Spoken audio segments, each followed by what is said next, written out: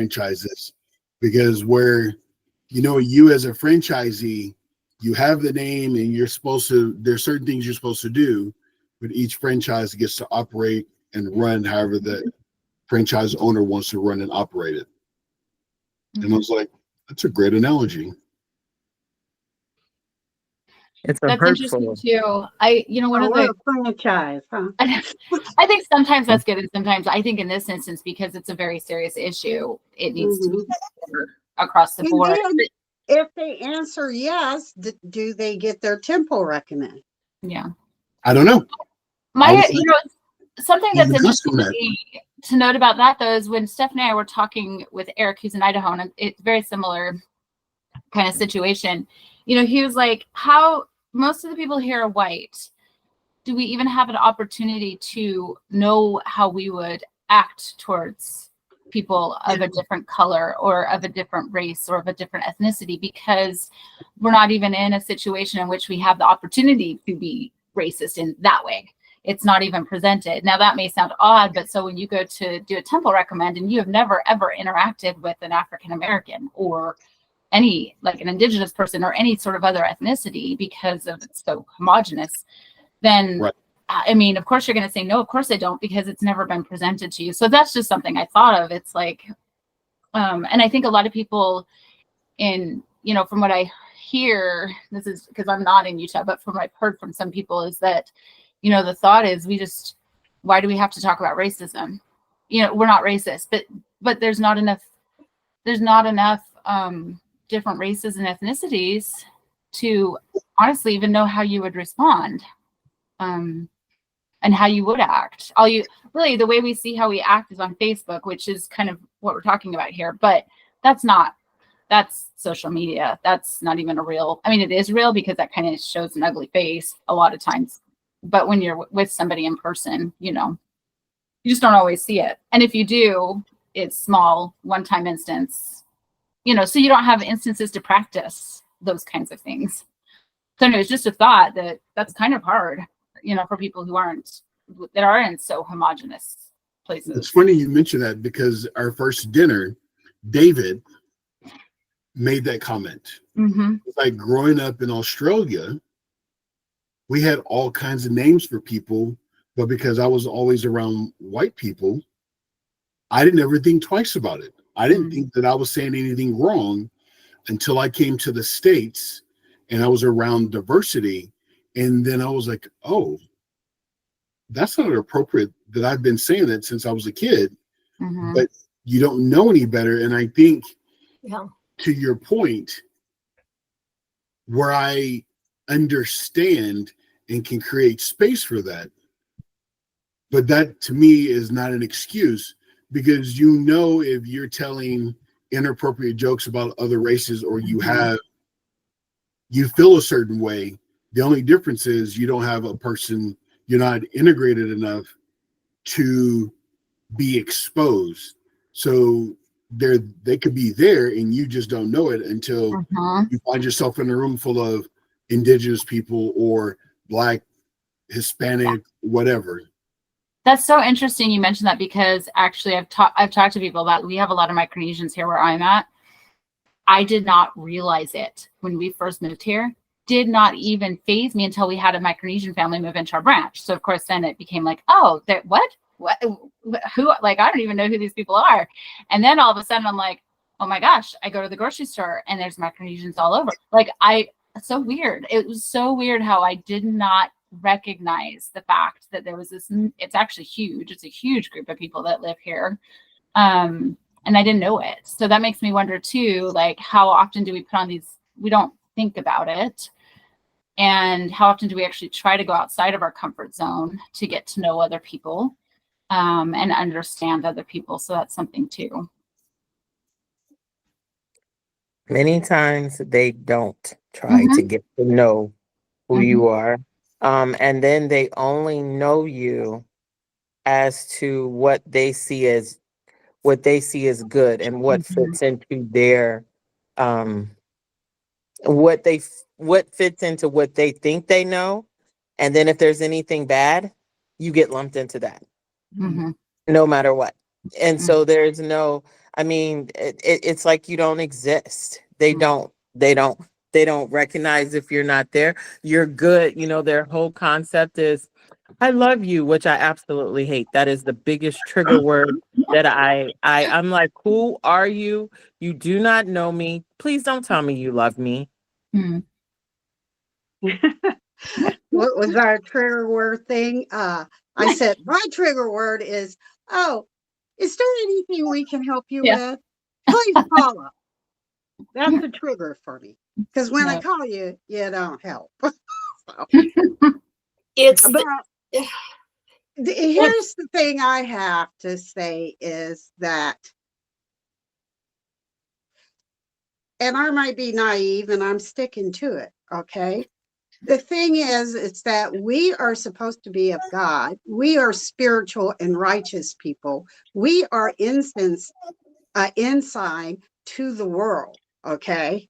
So if we're supposed to believe in Christ and everybody is created equal, we should show that Mhm. in this subject, okay? You know, so, and it's just like, I understand there is a problem. I know what should be done, but I don't know how to, what I need to do personally to change that tide Mhm. of thinking, that type of mentality. Yeah. That's incorrect. And I know Carolyn. some of Sure. it goes back to cultures and how they were raised and whatnot, but it's just like, people, that was wrong. Let's start over. Throw that Mhm. sheet of paper away. Carolyn, what was your thought? I had a thought that that there are lots of ways to be racist. And if you're in a homogenous group, like you live in Idaho or you live in Utah, there are steps that that I would love to see the church take in writing the curriculum that would make, because I think the curriculum is kind of designed for white people and always has been, and I'm sure there's some changes, but that's a way. It doesn't matter the makeup of your congregation. People need to be represented no matter what. Mm-hmm. And to that, it goes with the artwork in the buildings. Yeah. Mhm. The artwork in the buildings is the surefire way to say that you want to be inclusive. That's the surefire way. Is that when I walk into a building and I see brown folks, because that's the first question I remember when we went through.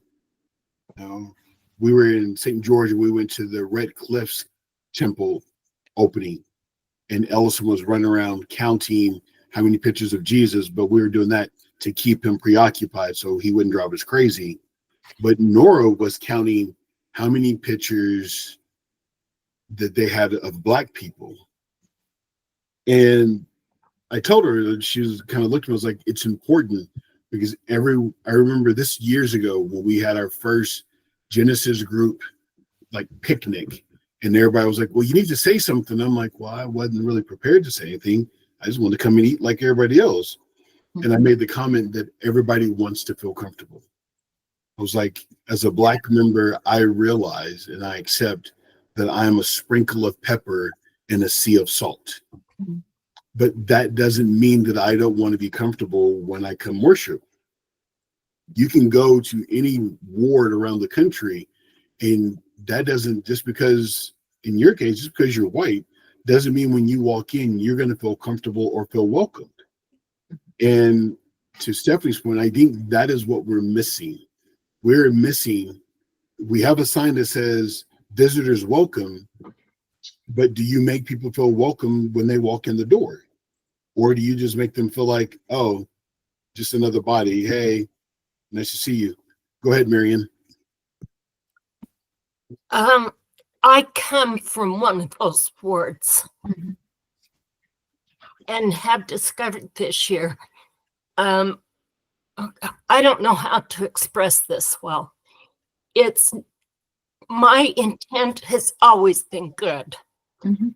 I want to love everybody. Sorry, Stephanie, but No, I no. do. But You my don't love my mistake was, sorry, that I thought it's a cultural thing. It's what I grew up with. I don't see it. Most of us don't see it. We don't understand. Yeah. We're not racist in our brain, but I didn't understand what racism was. It took a personal change. And what needed to change is, instead of me trying to take a project to make somebody part of us, it was me recognizing that I'm missing something. And Lasagna, you help me see that. I need you. You have a part of God that I don't have. Mhm. I thought I did. I thought God was white, and we need to make everybody feel comfortable being white eventually. Because I didn't understand. Mhm.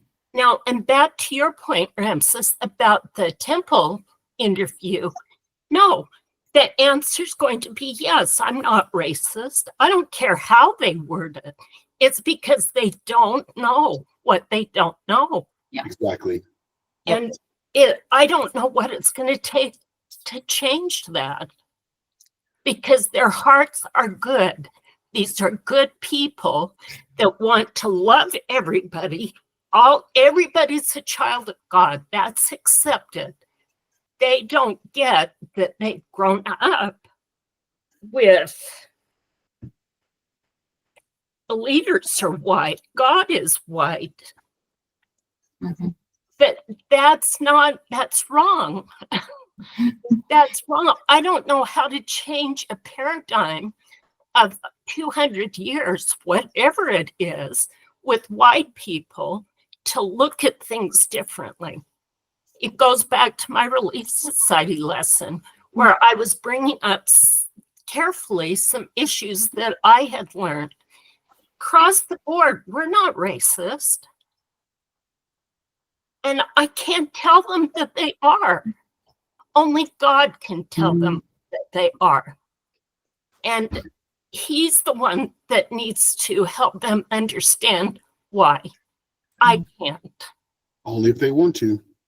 Mhm. That's the point. And how do you make somebody want to? I've tried in my ward. Oh my gosh, believe me. You think I'm It crazy? can be frustrating. Go ahead, Stephanie. So I was going to talk about when you say feeling welcoming.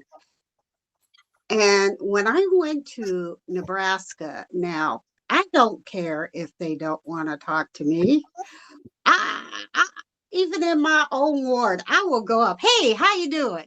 You know what I'm saying? I'm here. Acknowledge me, and I'll be staying here for a minute. Okay. Mhm. And I remember they have Black folks there, but I never felt such an oppressive spirit in my life. And that drives people away more than the alienation. Okay. And I thought to myself, my ward has many faults, but my goodness, there is not a spirit of oppression like I feel here, you know? Hmm. And I don't know what to say about that. That's disheartening. That's Can you put your disheartening. finger on why it felt oppressive? I have no idea. I was Yeah. only for a day. I could not assess the full situation, Mm. but I do know this. I tried to move out of my ward because when I bought my house, because everybody comes and goes. It's a student ward, and I needed stability. But the Yeah. Lord wanted me to stay here. And every time people come to Lundell Ward, it's like, oh, the spirit is just so much different here, because there is some diversity, you know. But I don't know why, but what I do know is just like, oh, I couldn't come to this church every Sunday. I could not be beat down and not lifted up in spirit when I come on Sunday, you know. And usually, like in my ward, there is some oppression, but I feel that shift at the sacrament, right? I can definitely feel that shift. But at winter's quarters, I never felt that shift. Mm. So, Interesting. Yeah. yeah, but I'm a spooky girl like that. Go ahead, Lasonia. Oh, spooky girl. It's good. Lasagna. Oh, sorry. I thought I was talking to myself. Sorry. I said I said what I was saying in regards to even what Stephanie just said is that imagine she came one time. My kids and I lived at that ward from 2017 until I moved in 2021. And that's what we dealt with. And then it's even worse and of that experience. But the one thing I was gonna say though is, after doing the untold stories and honestly looking at again, I go to Doctrine and Covenants 136, but actually I look at a lot of the things that are in the scriptures. And honestly, I just don't know how we can justify our treatment and the way we do things are to say that the Lord isn't telling us. We as members are not even attempting to see the truth that God has already presented because it is there. And you can also ask him for yourself. Look, I mean, it's not even just us as individuals asking, maybe I need to reconsider how I look at this. The thing is, we can ask God himself. He has provided tools. Now, are all the tools perfect? Like but there's so much out there now that honestly, I don't see us as being justified in the way we are responding or saying, well, this is right, or I'm not this or that, because Christ has clearly spoken himself about how we should treat each other. And it's there. It's not like it's we got to go find it. It's literally there. But we don't take the time to do our own research. We don't study on our own. If it's not spoken or given to us, we don't go look for it unless we have a desire to go and look further. But there's too much of waiting for somebody else to tell us, or instead of finding it or seeing it where it is. It's not like it's not there. It's clearly there. And so there's honestly no justifiable reason to see racism or anything else, because as I said, if you go to that doctrine by itself, if you don't go to any other doctrine, when God says Camp of Israel, he includes everybody. Everybody's included in that. I don't care what race you are. I don't even care what tribe. He included the Native Americans. He included everyone. And so I don't know. I have a hard time now, and I probably don't have a right to do that, but I have a really hard time now finding the excuses, because there aren't excuses, because all these are excuses as to why I don't see this or this or that, because it is there and God has said it. And why is it we have to hear it from somebody else? Even the prophets will tell you Don't take anything at face value. Go ask for yourself. We're all entitled to personal revelation. We can know that these things that are happening aren't right. We know this ain't right. We know this is not how Christ would act.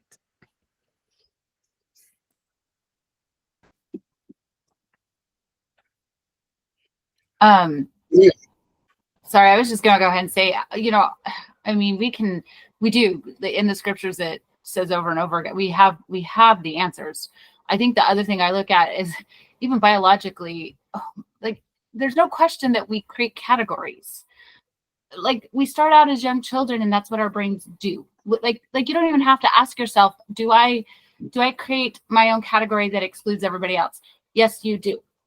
Period. Done. You do. Now, in our culture, race is a big way that we do that. But for me, then it goes back to, we just need to, like, even just thinking, I create categories in my culture. A huge part of those categories has to do with race. I think that's where we get hung up, because I don't know why we don't know that, but we do. We should know that.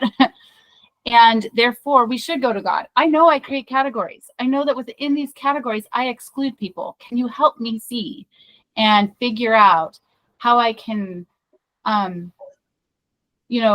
recognize differences, but also include those differences? How can I overcome the barriers that we naturally produce, biologically in our brains produce from the time we are born? I need to overcome the natural man. Like, that's the natural man. So, like, it just seems like a pretty clear thing that we really should be creating and cutting out those barriers. Because we know we do it. Period. Done. Go, Stephanie. So, so I was thinking about what you said, why, and this is what spooky Stephanie came up with. Yes, the scriptures are there for us to learn, but the thing is,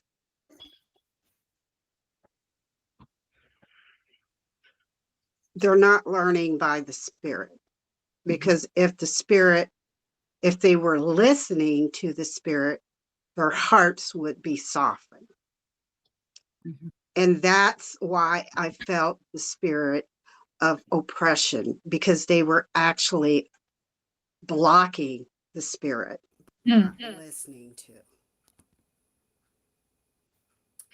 The missionaries keep on calling me, and it's getting on my nerves. Sorry. If I keep on poking at the screen. But yeah, that's the big thing.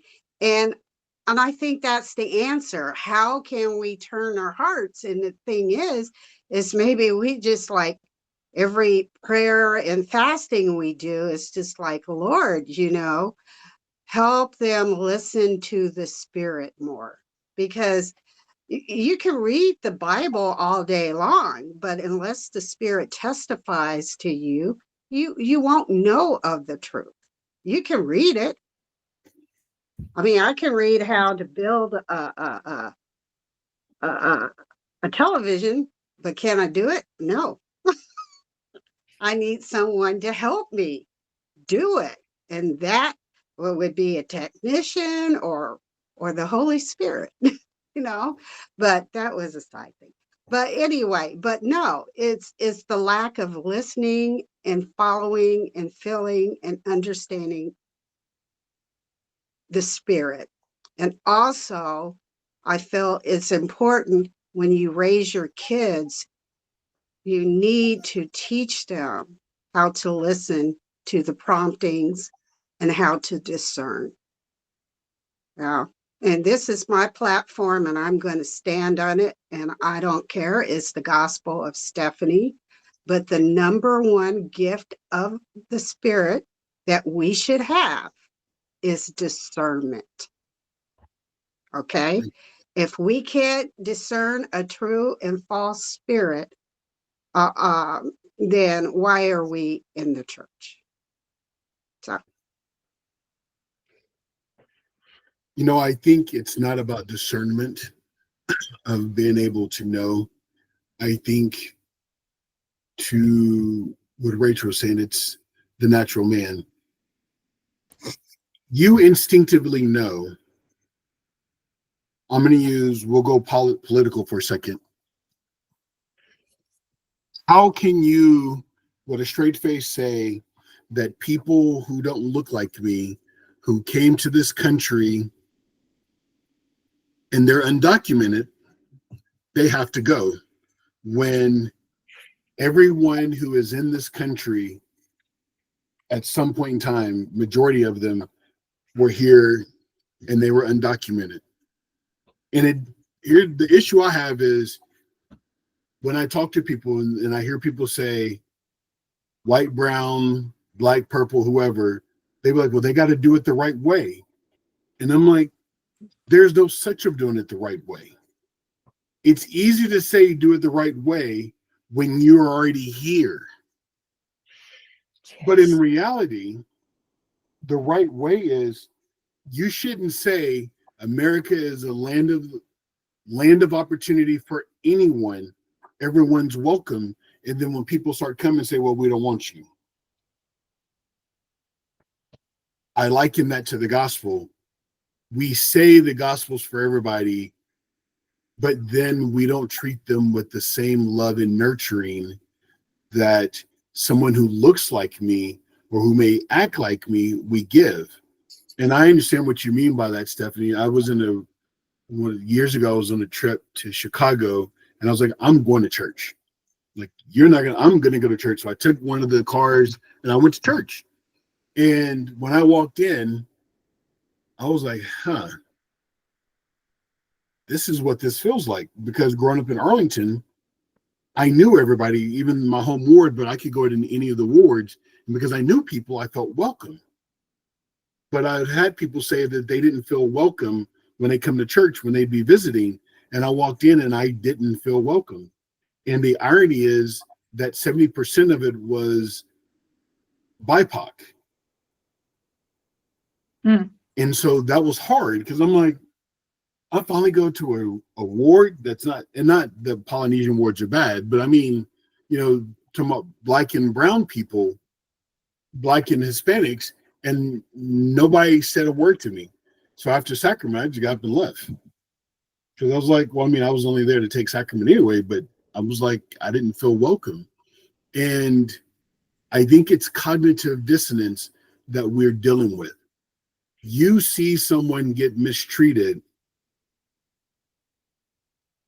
and you're like, oh, well, since that doesn't apply to me, or that's not my responsibility, I just ignore it. Instead of,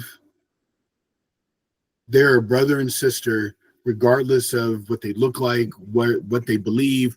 Everybody is supposed to be treated appropriately, and we don't live what we preach. Was that you making a deep sigh, Lasagna? No, but I was sure agreeing with what you said, though, because Go, Carolyn. I mean, I agree with you said, because it's just like I always have to refer out here because this is what I know. But I watch even so-called ministering, right? And this is with people that are sick. Like, I could have one sister that has cancer and she's had surgery and she totally needs help, like totally needs help. And then there will be a white sister that everybody knows, or, they have these cliques, because that's what I call them. They cliquish out, that's what I find one thing is that they're cliques. And they will bend over backwards. This sister, she got her neck broke. We got food for her. We're going to check on her. We got the other one. The other sister that needs help and asks, will you think they will check on her? Absolutely not. They will leave her out there, and then they will make excuses as to why they don't do it. But if you call and you jump or you advocate and you call the stake presidency and be like, okay, is this right? Oh, then everybody starts jumping. That's right. And it's that kind of stuff that's really sad. It's like, how is it you don't see two sisters, both are ill, both need assistance, but one will get the assistance and the other one will be left I always say to die. Because if you don't have shelter, you don't have electricity, and you don't have water and all the basic necessities of life, including medicine, and you can't even afford to get the medicine, and nobody will see. And then they will complain if they have to help you, or they'll call you a lie. That basically there ain't nothing wrong with you until basically you keel over and die. Then it's like, oh, there was a problem. And so that's the kind of stuff. So it's like a lot of it is their clicks. If you haven't been there a long time, oh, I don't know you. It's not that, oh, you're a brother or sister. Welcome. How you doing? Like at Genesis. I do. I love that at Genesis that they get up and they take the time to get to know other people, and to do that.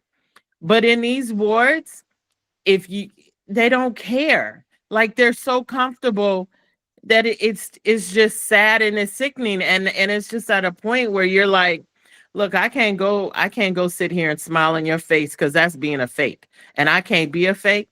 And so because I don't want to cause contention, let me just stay at home, because if I say something and you say something, I'm probably going to kill you, literally, with my words. Okay. And so therefore, rather than do that, I will stay here and I will listen to the good things that are happening, but I will stay my butt at home. Well, I'm teasing. Carolyn, go. Oh, wow. It just makes me sad that we aren't further along. It just seems like if you look at, I don't know, I've been thinking a lot about individualism versus common good.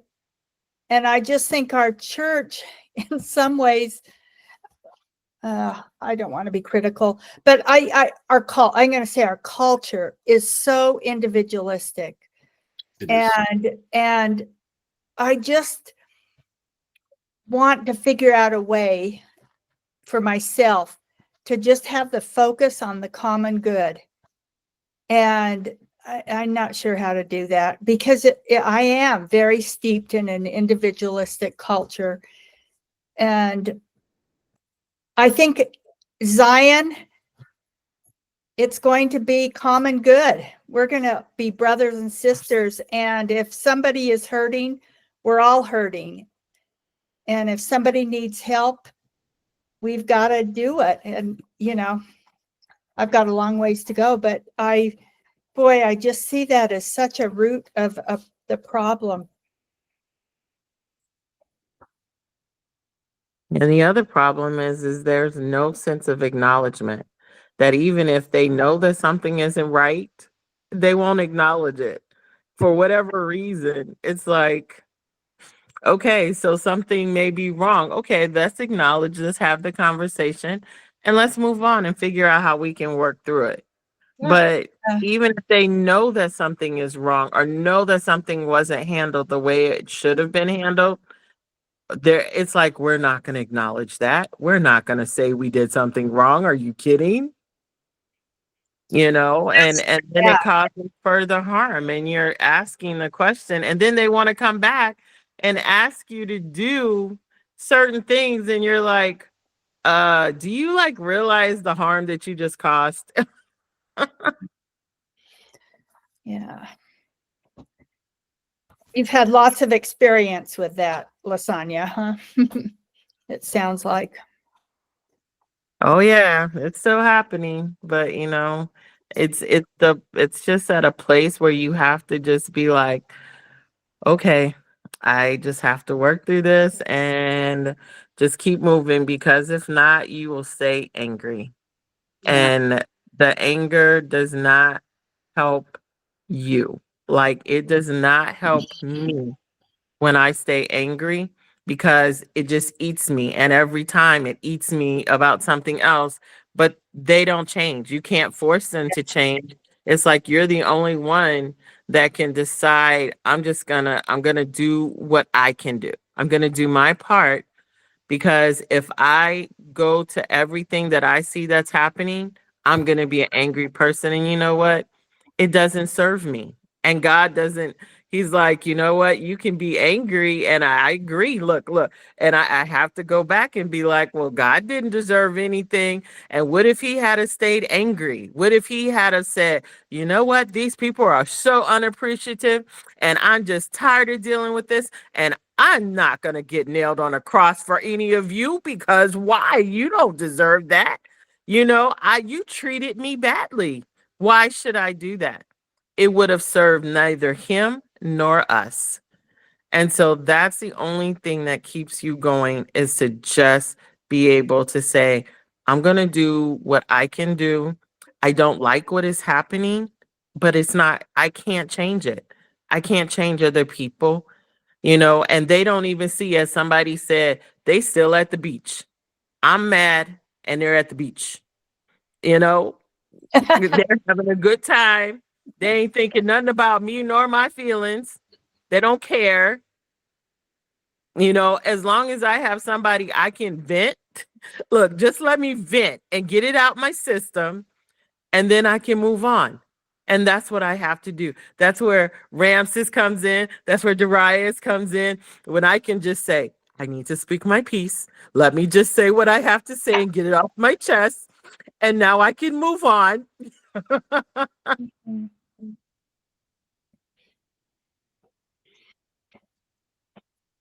Well, Ramses, I wonder, even just with that comment, that kind of moves us back to the concept of Genesis group.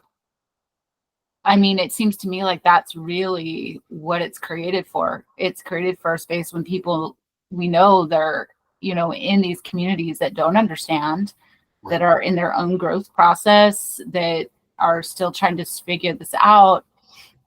And unfortunately, we still have a lot to do, but then that's what this group was created for. It seems to me, I mean, that is what it was created for. It was created, when it was originally created in 1971, was to give Black members somewhere to gather, somewhere safe where they could just be. And I think that therein lies, to a degree, some of the problems. And it may change as Rennell gets into a groove as the Genesis Group president. But what has happened is a lot of people don't go as often because they feel like it's being doused down. It's becoming too vanilla. It's too white. And it's not a negative thing, but the whole purpose of Genesis was to have the energy of what you grew up with, the energy of a Black church. And 7 to 9 years ago, that all changed. That energy changed with the change of the presidency. And now people still go, but the feeling isn't the same. Energy is not the same. And it's not because there's more white people than Black people. It's because where Genesis was supposed to be an outlet, Genesis now runs more like sacrament in the evening. Yeah, you have the ruckus of the Gospel Unity Choir. But then after they're done, and you can say the Black History Spotlight takes the place of the whoever in the bishopric doing the ward and stake announcements. But then the rest of it is like being at church. It's like sacrament. Where before there was a lot more members felt who were there. They felt like they could get up and be like, amen, and shake, hoot, and holler, because that was the energy that was there before. And that energy has been doused. Great. Mm. So It's changed in the past year since I've been going. It was different last year. different. Do you feel like it's better now, or No, more reflective of what I was saying? yep. Last year was exciting, so different from what I was used to. It's almost like the white people are looking for the lack of energy. I think that's exactly it. They're subdued. Yeah. Last time I went, Tom on the stage was raising his hand, trying to get participation. Nobody in the audience at all. It was like water was thrown on them, doused their flame. I agree with you, Marion. I was on the last one, just this last one. And Yeah. it's so funny, just with the choir. I mean, the talk, oh my gosh, the talk was amazing. But, and the speakers and the spotlights and stuff like that. But the music, like you could even tell it was like the music in the beginning, and then they threw the hymn at the end. And I tell you could literally tell it was like everybody, it's like, are they singing? I said, if that could have been, I think if the Lord was listening, he was like, oh my gosh, y'all is just wear me down. I mean, it was like you can feel the change, just like Stephanie was saying about you can feel the switch, and it's just not there. And it is so needed, because for so many of us, like not just in Utah, but that are totally feeling isolated, there's nothing, and you look forward to that. So those things, I look forward to them, like, okay, I can go and listen and get a little something to just keep me in the game. It's like James James, right? It's James Jones. Yeah. He said something just the other day, and I tell you, I registered that, because he was like, he put up a thing and he's like, I hate going to church. And you're like, he said, but I try to keep going because I'm trying to hold on, because I know the gospel is true. There's nothing that denies that, but you're trying to hold on because it's so depressing.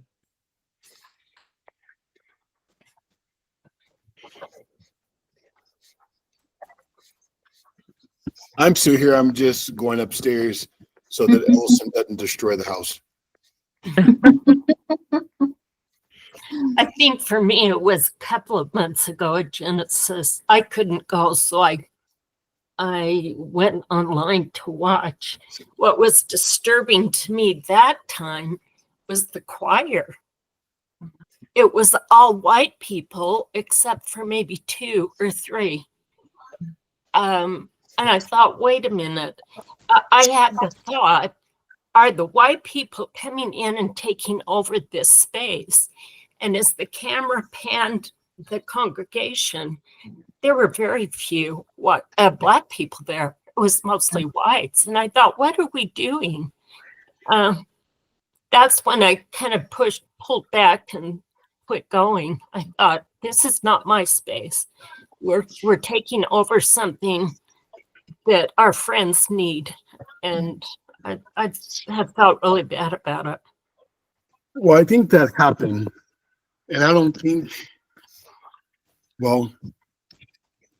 Ramesus taking the high road doesn't think it was intentional.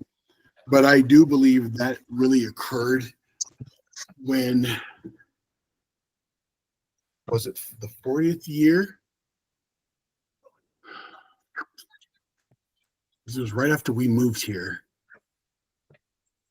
And President Ballard, before he passed, it was a few months before he passed, got up and talked about Genesis and how great it was. He was like, it's a great auxiliary. And I remember sitting there And I was like, and it could have been intentional, maybe unintentional, but I was like, but he just demeaned the purpose and the value of Genesis Group by calling it auxiliary.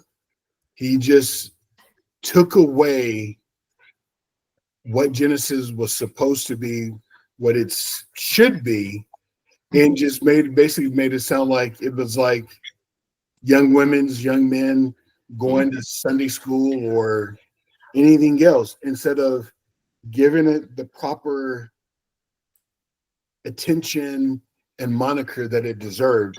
And I feel like ever since then, it was already going that direction, but I feel like it's just gotten worse since. Yeah.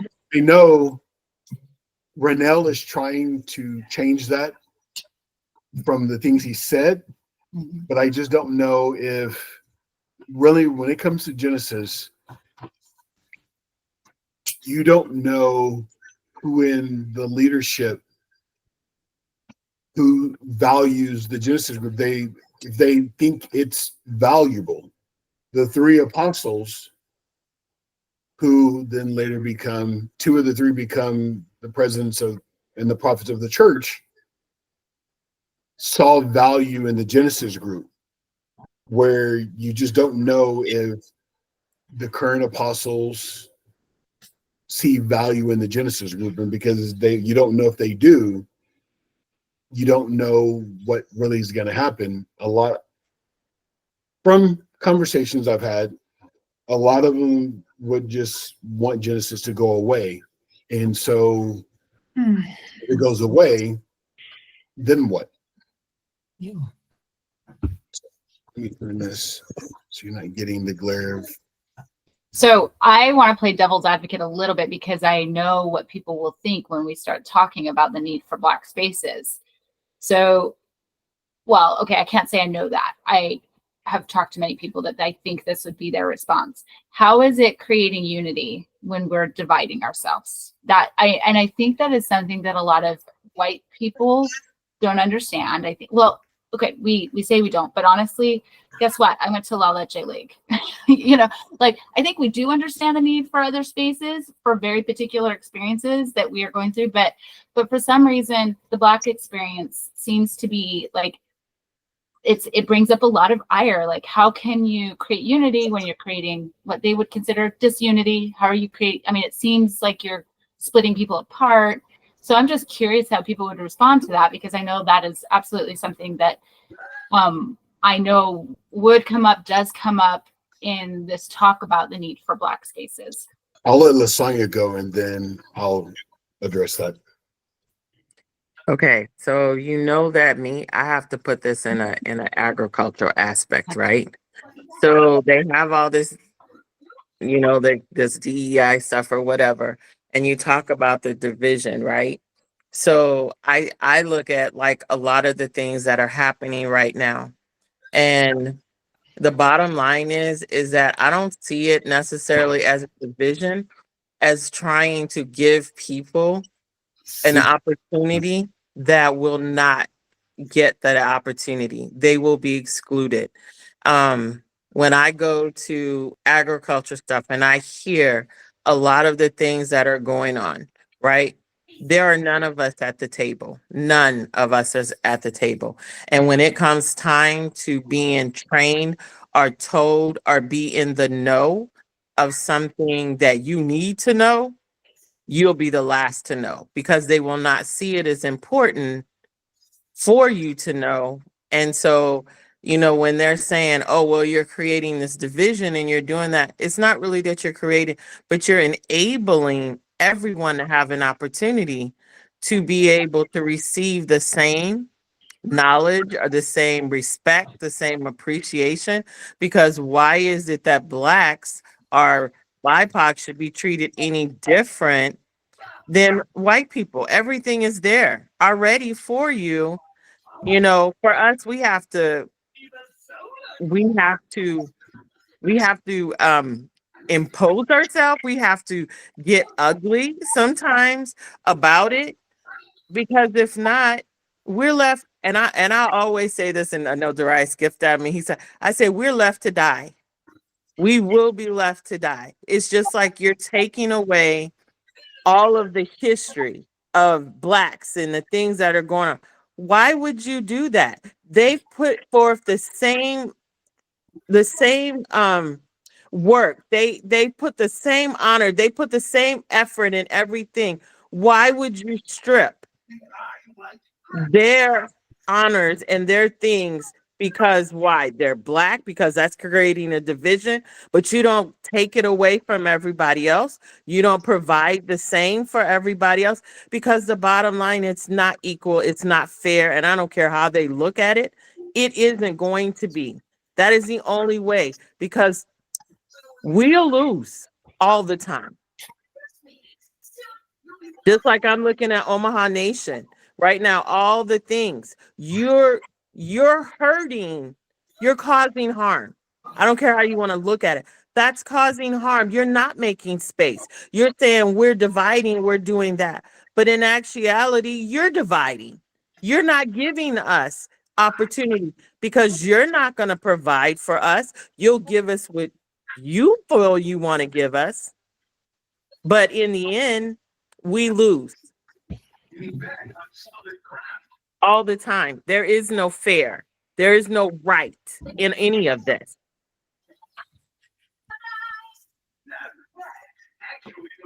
So Margaret Blair Young is a friend of mine, and she had posted something last week. And one of the guys commented, he was talking about in relation to DEI. And I asked him, I was like, well, what's your definition of DEI? And he said, it's reverse racism. And after I left, the question I asked him was like, so, and it's something to the effect of, that's funny coming from a white guy who in this country gets everything. And just so that we're on the same page, when it comes to DEI and affirmative action, white women they've benefited the most. And then I said, so what you're saying is, I was like, take black people out of it. I think so. You're saying that a military veteran who came from a rural background doesn't deserve money to get educated. Someone who came from a rural area doesn't deserve to get educated. And I went through all the different things that DEI covers, aside from white women and black people. And I asked them, and so that's what you're saying. You're saying that, and in my mind, I'm thinking, you're like the Jews when Christ came. Well, their parents must have did something wrong, because that's the reason why he's blind or he's deaf or he has leprosy, not because it just happened. And I've been looking the last few days to see if he's commented. He hadn't said anything, but that's that argument. That argument is, to me, it's simple. You say we're creating a division by wanting to have our own. But here's the problem with that logic. And this is, history tells us, whenever black people had their own, when they were thriving with their own, white people came in, destroyed what they had, killed the black people, ran them off, and the property that would have created generational wealth that white people in general get to enjoy was taken away from black people. Mm-hmm. And you can go through, and I made that comment, it was probably a year ago, and I know that someone wanted to argue with me, and I'm like, but it's history. It's not Ramesus being militant making it up. I'm like, you can look at Lake Lanier in Georgia. The city used to be Oscarville, and they were tired of the prosperity of the black people, so they flooded it, and they named it Lake Lanier. The irony of it is I think I was sharing this with Marianne and Carolyn, that if you go scuba diving in that lake, all the original houses are still there up under the lake. Central Park in New York City used to be Hudson Park. It was a thriving black community that they didn't like it, so They used eminent domain, destroyed all the houses, and built a park so that you didn't know. You just like, oh, there's a park. Where I-10 and the 110, the 5, and then one of the other ones in LA used to be the affluent black 405. neighborhood. Say again, Stephanie? 405. 405 Yes. used to be the black affluent where all the wealthy and the elite blacks lived in Southern California. And they put the highways right through their neighborhood and displaced them completely out of the way. Because, I mean, I'll just encourage you, go read or, well, get yourself emotionally prepared, but watch Rosewood, because that's what it is. Rosewood, Slocum, Texas, you had black people. Obviously, everybody knows about Black Tulsa, Black Wall Street. They were Black Wall Street. They're Say still something. looking for the bodies. Huh? I said they're still looking for the bodies. Still looking. That they were thriving, and in Rosewood it was a lie, but a lot of those, it was just jealousy. And it was, oh, Carolyn looked at me and I said hi. The next thing you know, I got lynched and then they burnt the city down. Or like I was reading this one story. And so back to the playing devil's advocate, white people say all the time they don't want, why do black people always say they want their own and this and that? But the reality is when black people had their own, it was taken from them. And actually, research shows that if black people hadn't have integrated, they'd probably be a lot more successful than they are today. Because you were fighting so hard to be seen as an equal instead of just going off and doing what you're doing, that you lost that. And you're right, Lasagna, it is a fear. I mean, the whole concept of black people are lazy, they're shiftless, they're violent, all of that is from the Reconstruction, because now I'm free and technically I'm supposed to be equal, but you're afraid of me because of the way that you've been treating me and my family when I was enslaved. And so now you've created this narrative so that people will be afraid of me and you made me the villain. It's kind of like if you've seen Wicked at the very end, when Jeff Goldblum says, we always need a villain. And it's like, that's reality. There always has to be a villain, because if the poor people of America got together, you would cripple the economy, because we're the reason why the economy goes, whether we're working or we're spending. It's not the wealthy people. And I was telling Nora that back in slavery, I was like, when the wealthy slave owners told the white sharecroppers that their crops are better than the blacks, now you have wealthy, I'm poor, but there's someone poorer than me or less than me. And you by default created that barrier where, because if the poor people bonded together, they would take over like they did in the French Revolution. Except for hopefully we don't have to get a guillotine. Would be kind of interesting, but now I'm being a little morbid, so I apologize. And I saw you, Nat Turner, Lasagna. But that's what I would say. But the beautiful part about the gospel is true.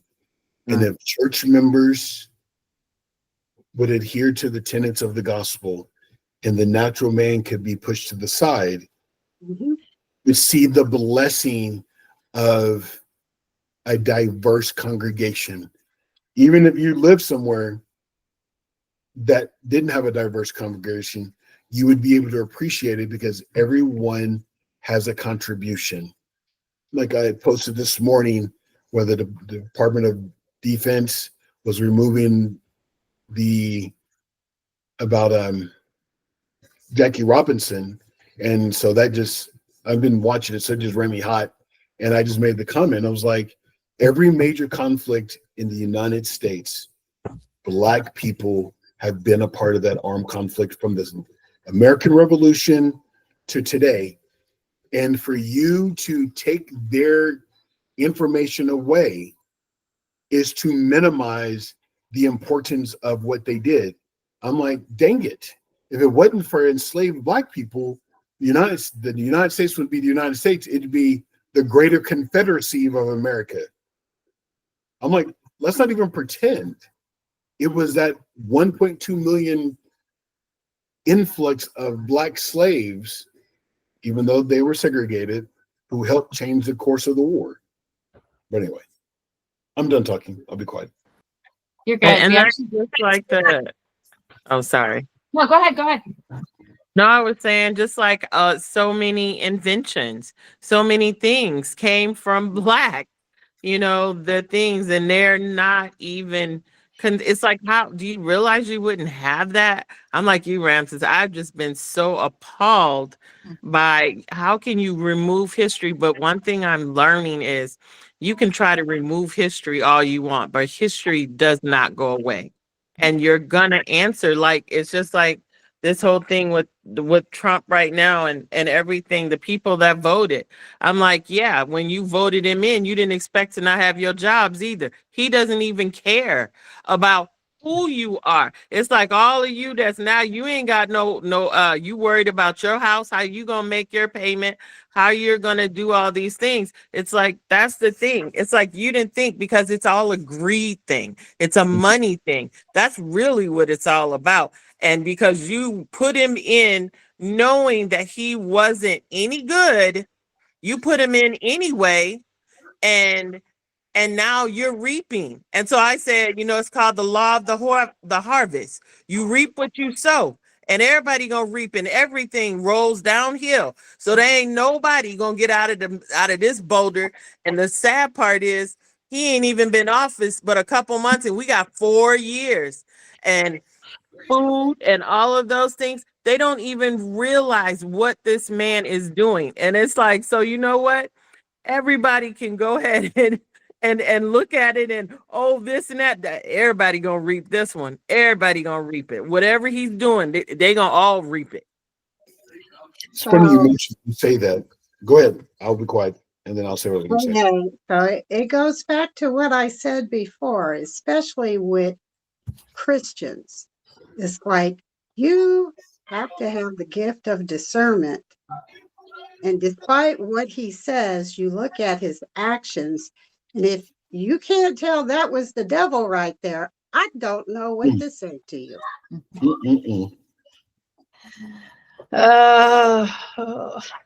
it's funny you say that. To me, from a Christian standpoint, it all, it's just like when Hillary and Trump were running. My one friend says, well, who do we vote for? I go, well, the one that you think would listen to the Lord more. Okay? That's how you use that. Well, the one who would actually listen to the Lord, because we're one nation under God. Yeah, I mean, that's true. I was reading an article earlier when I was making dinner, and this guy who voted, his wife is Peruvian, but she's on a visa, and he voted for Trump, and right now she's in a detention center in Louisiana because when they came back from Puerto Rico, they didn't have all the proper documentation. And he's like, I don't understand how that could happen. I didn't think she fell into that category. I'm like, you knew you married someone who was not a legalized citizen, who was on a visa. And when you marry someone who's not a legalized citizen, it takes 5 years that the government makes you wait. I only know this because of my sister. They make you wait to prove that it's just one of those where she just gave me $100,000 for us to be married. And then soon after that, then we go our separate ways. So now she's legal. And I'm like, but it goes back to that. I think when it comes to church, everything that you're saying, Stephanie, that we know what's right, but we've now allowed ourselves to become ites. Whether you're a Nephite, Josephite, Jacobite, Lemuelite, Ishmaelite, Lamanite, whoever else ite you can come up with, we've become the clan. We've become clannish. And that is opposite of what we know is to be right. We know what's supposed to be right, but we're willfully choosing to do the opposite because society right now says it's okay for you to be in a clique when you go to church. There's nothing wrong with that, except for the fact that how do you make people feel welcome if you're cliquish? Mhm. So we do need to wrap up. And part of me, I know, part of me wants to say, let's find something positive. But I feel like that's the piece of me that I actually need to sit with and be like, you know what? This is hard. Like, actually, we're facing a hard piece of ourselves, and we need to face a hard piece of ourselves. And so I think instead of saying what's something positive out of this, and Ramesus, you can go wherever you want to go too, but I am like really sitting with like actually just what you were talking about, Ramesus, the ites. The Book of Mormon is a very clear story of what happens when we create ites. And so I am just curious if anybody wants to chime in, or if Ramesus, you have anything else that you want to chime in with at all, irregardless of what I say. What do we learn and what do we know about what it means to be a people of God? Like, just from ourselves. What do we know? What have we learned about how we need to be to follow So, Christ? about 6 months ago, I gave a talk, and your aunt and Carolyn was like, "Ooh, why would a bishop ask you to do that?" So I was asked to call the ward to repentance. Mm.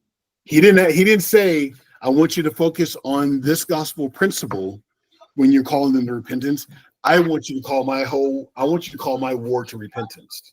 Mm. I remember thinking, and I shared it with those two because we're having dinner. It was because our dinners always fall the Friday before I have to do a talk, usually. So, it's written, but the cool part is within that, when I talk to you two before and afterwards, like that talk, for instance, there's some things that Carolyn said that I hadn't thought about that I adopted into my talk. And with that said, it's not necessarily we need to call each other to repentance, but we do need to think about how does the atonement apply to me with my salvation and my eternal progression. And when we look at it from that perspective, I feel like it's a lot easier to ask for forgiveness, understanding that the plan itself is essentially playing a video game. You run out of your lives, and it asks you, do you want to start over or do you want to press continue? And if you're any kind of competitive, you press continue. Because if you've been working and you're all almost finished, you're not trying to start all the way over. Because if you have to start all the way over, you give up. But if you get to keep pressing continue and keep doing a do-over, eventually you'll get it right. And I think that's where we are. I think we are in the midst of people needing to understand what it means to have the plan of salvation, to be able to repent, to make new covenants every Sunday, that the atonement works when we're ready to apply it in our lives. And more importantly, this probation that we're in, this probationary period, not probation, is meant for us to have continuous do-overs until we can get it right. And a part of that is accepting that, you know what, I may have some kind of awkward feelings about people that don't look like me, but I know, pointing back to Stephanie, that if I pray with real intent, that the Lord's going to help me, to point back to you, Rachel, overcome the natural man and be the disciple of Christ that I was supposed to be in the first place. Go, Lasagna. Well, sorry. Just to add to what you said about the atonement, it was broken to me just recently, and I never looked at it like that. Is that when we go and we take the sacrament, whoever we are, when they break that bread, and Jesus Christ says that, it's his body. And when they break in that bread, none of the bread is equal. It's all individual. Like no two people are going to get the same size, the same piece, how it's tore up, but it's all representation of God's what he gave for us. And that if he is seeing us all individually, it's not the multitude, it's the individual. And if we saw and loved as he did and thought about him being bruised and whipped and torn and all that, and all of his body, like I don't know anybody that collects one piece of bread and your bread looks like my bread, or your bread's the same size as my bread. Because when they're tearing that bread up there, they don't think about, oh, well, this person's going to get this slice of bread, or this person's going to get this bite of bread, And so when I never looked at the sacrament, but when I heard that, I'm like, you know what? That is where we need to be, because that is how Christ sees us. He individually addresses each of us. And that when you think about the prodigal son, we always look at the son that left, but not realizing that each one of us are prodigal son, Mhm. and and I think that if we could see each other as God sees us, the sacrifice he made, his body being torn, and how we take the sacrament, I don't know how you couldn't look at it, how you couldn't get a different perspective on how we should treat each other.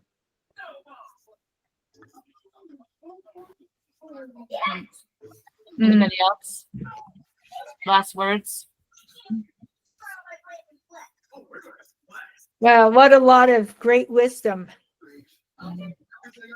I still am left wondering about being a white person going to Genesis, but No, I'm not sure what to do about that. there's nothing to do. It's not you going to Genesis. It is what has been allowed to happen to Genesis. What's been allowed to happen is the previous presidency, because they didn't go to Genesis, they didn't even understand Genesis or care about Genesis. They were just given a calling. So look at it, the way I look at it is, think about how when you are vested in something, the energy you put into it is a lot different than when you're just like, yeah, okay, I mean, it's cool, I'm going to do it, but because I was asked to do it, but I'm not really vested into it. And when you're not invested into it, I mean, it's kind of, I mean, I'm not a teacher, but I look at teachers. You have the teachers who are vested in their students and they do everything they can to make them better. And then you have some teachers like, well, because this kid over here is a goof off and he's always in trouble, he doesn't get the same level of attention and focus that the other kids do who are more diligent. Whereas with the prodigal son, yeah, he ran off, but it goes back to that diligence. Christ still loved him enough that he knew that if he came home, he would be welcomed. And it was a conversation I had last night that I never think about it, because in my mind, when I think about Christ leaving the 99 and going after the one, I always think about it as the one who has fallen away or who's gone astray. But a perspective was shared with me was that, in every herd of sheep, there's always one black one. And it's not an anomaly, it's done on purpose. And they were sharing that the black one usually is the one who keeps everybody together. And it's when one of the other sheep falls off that the shepherd trusts the black one to keep everybody in together, and then he goes and finds the other one. And I was like, that's a great perspective. And because we're talking about the relation of the perception of this construct of black and white, brown and yellow, and all the other colors that Bloom Block and in 1650s created so that there could be a distinction. And essentially, the way I look at it is that distinction was the way Europeans justified enslaving Africans. Mm-hmm. Because if you say Yep. this person over here lacks the intelligence that I possess, then they have to be subhuman. And so that means they're fit to be enslaved. But you take away the history of Africa and how prosperous that continent was before things changed. And what I've read and studied is it was that Europe adopted during the Iron Age. They adopted moving into the Iron Age where most African countries didn't. And that was the dynamic, because now you go from throwing spears to being shot at with bullets. In war, that makes a big difference. So, yeah. That's good. The one thing I will say is I really think, like, me bringing family members to Genesis has made a gigantic difference in them. It I has. don't know, it hasn't helped Genesis develop into, helps Genesis maintain a real safe space that, I don't know, comfortable and stimulating and all of that. But I disagree. Because in order for Genesis as a group, as a function to exist in this church, there has to be more white people who understand its purpose. Mhm. And if you're not being exposed to it, you cannot understand its purpose. right, there's so many people who don't even know it exists. Right. And when you start talking to them about that, Rachel, you do get the reaction you were talking about, Mhm. like that's separating people. But Mhm. once people go, they see, Mhm. the people the family members I've brought, they see very clearly what is going on there. Yeah. It's a microcosm of what sacrament and going to church should be every Sunday. Yeah.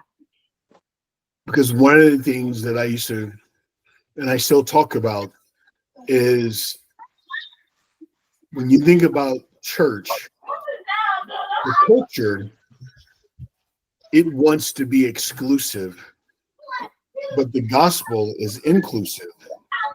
So you trying to make it a country club is counterproductive of what it's supposed to be, where everybody's welcome. And you have to be able to appreciate the way that people worship. Because everybody who comes, instead of saying, when I stopped saying people were converts, well, they're converts, but that they're coming to the gospel, they're converting to the gospel. What I say is they're transitioning to the gospel, because they're taking whatever religious background that they have, whatever that is, and now we're adding to it. We're not taking someone, unless they were atheists, we're not converting someone from their religion. We're just increasing their gospel knowledge when they join the church. You have someone who's Episcopalian or Pentecostal who's hooting and hollering, and I'm talking about the white Episcopalians or Pentecostals, not the black ones. And they get in our sacrament, they're like, what is going on? Did I die and go to heaven? Like, when we're kids, how it's like all hearts and everybody's just all reverent and peaceful. I'm like, that's not realistic. Yeah. All right, I need to end it. Kids are I know. Yeah. So Your kids are your the kids have background been of this thought. I think those were great thoughts, and so I appreciate Wow. that. I feel like it gives me both an understanding and an understanding of the seriousness and importance of the issue, but also I like the idea of we need a do-over, and every time we accept the atonement in our lives, that's our chance to do over. And we need to. So next week, Randall's going to come talk to us, honestly, on a very similar topic that I think will fit very well with this human dignity and compassion. And we're going to look at Martin Luther King's. Who is coming next week? Randall. Oh, Randall. Okay, Mhm. great. Yep. So On Wednesday or Thursday? Wednesday. Oh, okay. Yeah. It'll be on the Wednesday. So, and we're going to talk about the Birmingham letter and actually some of the, a news article that came out through the church news that talked about human dignity and compassion. So, real quick. Yeah. Because the three of us are in a group chat together, I sent the link for the survey. And then Stephanie and Lasagna, I sent the survey link to you as well. oh, I did too. So perfect. Oh, They through got the it on lots of email. it. Which way? What did you? I sent it to you on Facebook Messenger Mhm. because you're not able to give me Awesome. the telephone number. Okay. Yeah. I Yeah. can give you my email too. Okay. Okay. All Have a right. good All night, ladies. Thank you, everybody. Thank you, Thank Ramesus. you. Thank you. Welcome. Stephanie, you going to Institute? Stephanie? Oh, Stephanie. No. Okay. All right. Enjoy. It's See you fine. guys. See ya. Bye. Bye. Bye.